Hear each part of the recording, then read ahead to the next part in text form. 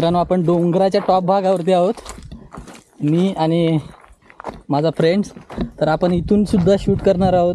खतरनाक व्ह्यू दिसतोय, पालीचा किल्ला पण दिसतोय, सुधागड पाली, आणि डोंगरांचा म्हणजे सह्याद्रीच्या पर्वतरांगांचा नजारा पण खतरनाक दिसतोय.